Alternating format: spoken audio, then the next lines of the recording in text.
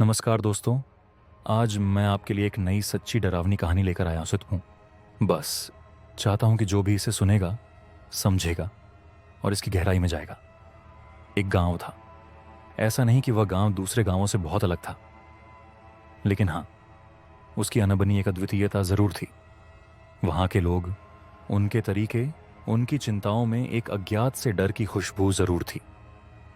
फिर एक दिन गांव के एक धर्मशाला में एक अजनबी की मौत हो गई। यह इतना बड़ा समाचार था क्योंकि उस घबराया हिला देने वाली घटना के बाद उस अजनबी की पहचान, उसकी मौत की असली वजह कुछ भी सामने नहीं आ पा रही थी।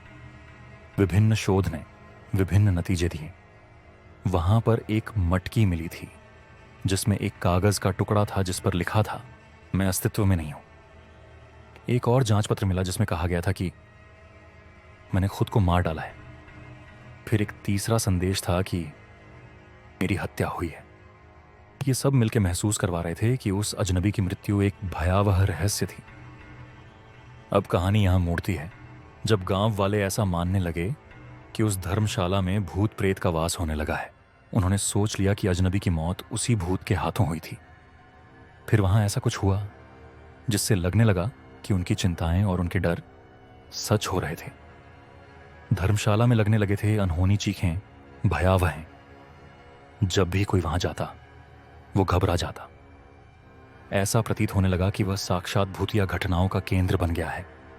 ना जाने कैसे एकमात्र मुख्य यात्री बयान करता है कि कुछ विपरीत शक्ति उसको मार चुकी है। उसे अनजाने बीमारियों का सामना करना पड़ा और उसके शरीर में निर्जीव सफेद दाग दिखने लगे। गांव भर में खौफ फैल गया, लेकिन फिर कहानी का अंत नहीं हुआ। एक सूत्रधार था जिसने सब कुछ खोजा। उसने खुद को उस अजनबी की जगह रखकर सोचा।